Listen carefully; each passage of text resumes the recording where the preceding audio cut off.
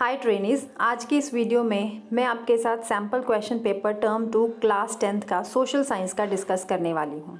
इससे पहले साइंस का सैम्पल पेपर हम डिस्कस कर चुके हैं, मैथ्स बेसिक स्टैंडर्ड दोनों का कर चुके हैं। उन वीडियोस के लिंक्स आपको डिस्क्रिप्शन बॉक्स में मिल जाएंगे। अगर अभी तक उन वीडियोस को नहीं देखा तो जाइए उस वीडियोस को ज़रूर देखिए, क्योंकि अगर आपको सैम्पल पेपर मतलब कि पेपर का पैटर्न पता होगा तभी आप फाइनल एग्ज़ाम्स में अच्छे से पेपर को अटेम्प्ट कर पाओगे। तो आज की इस वीडियो में हम सोशल साइंस का पेपर पैटर्न पूरे का पूरा डिस्कस करने वाले हैं। पूरा मैं आपको बताऊंगी कि हर सेक्शन में कितने कितने इंटरनल चॉइसेस आपको मिलेंगे, कितने नंबर ऑफ क्वेश्चंस होंगे, ईच एंड एवरीथिंग हम इस वीडियो में डिस्कस करने वाले हैं। तो वीडियो को स्किप बिल्कुल मत करना, वीडियो को एंड तक ज़रूर देखना। टाइमिंग 2 घंटे की रहने वाली है पेपर में और 40 मार्क्स का पेपर होगा।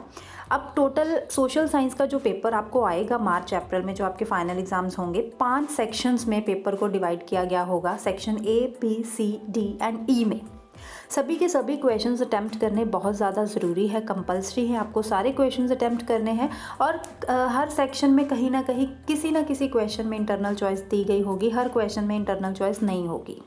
अब हम सबसे पहले देखते हैं सेक्शन ए में। सेक्शन ए में आपको टोटल 5 क्वेश्चंस पूछे जाएंगे, very short answer type questions होंगे, मतलब कि हर क्वेश्चन 2 मार्क का होगा।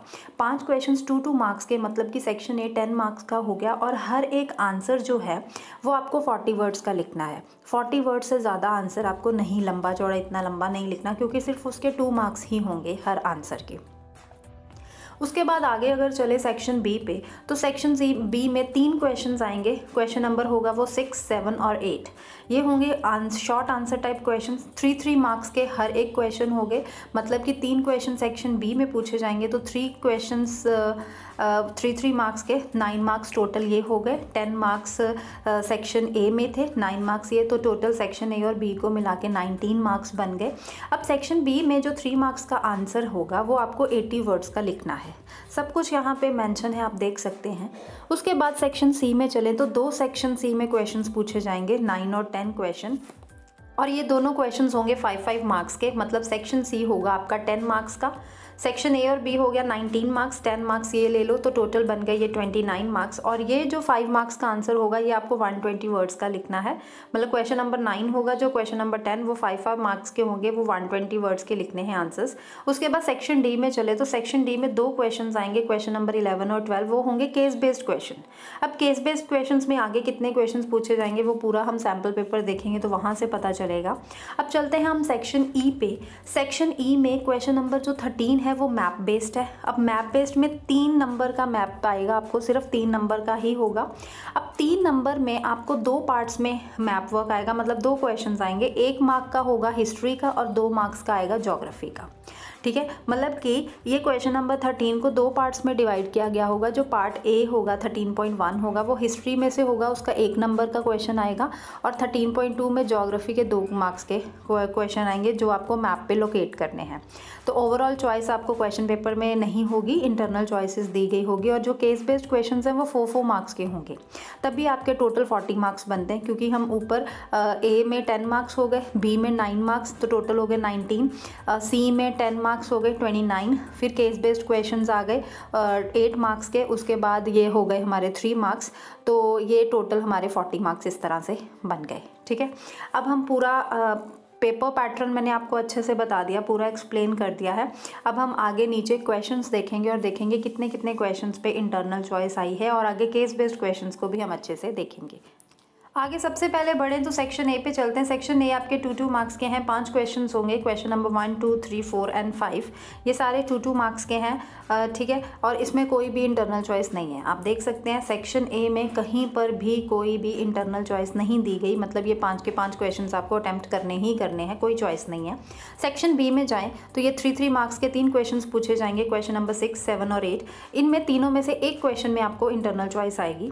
सेक्शन सी में जाएँ तो लॉन्ग आंसर 5 मार्क्स के 2 होंगे, और दोनों क्वेश्चंस पे इंटरनल चॉइस आएगी, क्वेश्चन नंबर 9 पे भी और क्वेश्चन नंबर 10 पे भी, दोनों क्वेश्चंस में आपको चॉइस आएगी। तो ये 5 मार्क्स में बहुत अच्छा किया है कि इंटरनल चॉइस दे दी दोनों क्वेश्चंस में। उसके बाद अगर हम सेक्शन डी में चलें तो सेक्शन डी है केस बेस्ड क्वेश्चंस। अब केस बेस्ड क्वेश्चंस क्या होता है कि सबसे पहले आपको क्या करना है, पूरा पैराग्राफ पढ़ना है और उसके बाद नीचे कुछ क्वेश्चंस दिए हैं, आपको उन क्वेश्चंस का आंसर्स देने हैं। तो ये 2 केस बेस्ड क्वेश्चंस होंगे, दोनों 4-4 मार्क्स के आएंगे। तो टोटल सेक्शन डी जो है वो आपको 8 मार्क्स का होगा। जैसे आप यहाँ पे क्वेश्चन नंबर 11 में देख सकते हैं कि पहले पूरा एक पैराग्राफ दिया है और उसके नीचे क्वेश्चंस दिए हैं कितने, 3 क्वेश्चंस। मतलब कि एक केस बेस्ड क्वेश्चन में 3 क्वेश्चंस पूछेंगे, जो 2 क्वेश्चंस 1-1 मार्क के और एक क्वेश्चन 2 मार्क्स का होगा, तो टोटल 4 मार्क्स बन गए। ऐसे ही नेक्स्ट क्वेश्चन नंबर 12 में भी है, पैराग्राफ है, नीचे 3 क्वेश्चंस दिए गए हैं, 2 क्वेश्चंस 1-1 मार्क के हैं और तीसरा क्वेश्चन 2 मार्क्स का, कोई भी इंटरनल चॉइस नहीं है इसमें। उसके बाद सेक्शन ई मैप वर्क है। मैप वर्क में देखें आप, अगर यहाँ पे 13.1 में जो ए पार्ट है ये हिस्ट्री का है मैप वर्क, जो आपको लोकेट करना है 1 मार्क का। और उसके बाद 13.2 में 1 और 2 पार्ट दिए हैं, लेकिन जो फर्स्ट पार्ट है उसमें चॉइस गिवन है, चॉइस गिवन है। सेकंड पार्ट में जो राजा सांसी लिखा है इंटरनेशनल एयरपोर्ट, ठीक है, वो उसमें कोई चॉइस नहीं है, वो आपको लोकेट करना ही करना है। तो मैं यही कहूँगी कि जिन क्वेश्चंस पे इंटरनल चॉइस है तो आप उन इंटरनल चॉइस में सोच समझ के आप वही क्वेश्चन का आंसर दीजिए जिस पे आप श्योर हैं कि आपको ये आंसर आता है। अपनी मर्जी से दोनों आंसर्स देने की कोशिश मत कीजिएगा, क्योंकि बोर्ड वाले जो चेकिंग करेंगे वो सिर्फ फर्स्ट जो आपने अटैम्प्ट किया होगा उसी को चेक करेंगे और उसी के मार्क्स मिलेंगे, सेकेंड वाले के अटैम्प्ट किए के मार्क्स नहीं मिलेंगे। जैसे मैप वर्क में अगर चॉइस आती है तो जो चॉइस आपको दोनों में बिल्कुल एग्जैक्ट पता है कि ये लोकेशन बिल्कुल ठीक है मैप में, आप उसी को अटैम्प्ट कीजिए, दूसरे को नहीं कीजिए, क्योंकि नंबर नहीं मिलने वाले। तो ये हो गया सारा पेपर पैटर्न सोशल साइंस का। अगर आपको सोशल साइंस का पेपर पैटर्न अच्छे से समझ में आ गया है तो वीडियो को लाइक ज़रूर कीजिए और अपने सभी फ्रेंड्स को वीडियो ज़रूर शेयर कीजिए। तो मिलते हैं अपनी नेक्स्ट वीडियो में, तब तक के लिए bye bye and take care.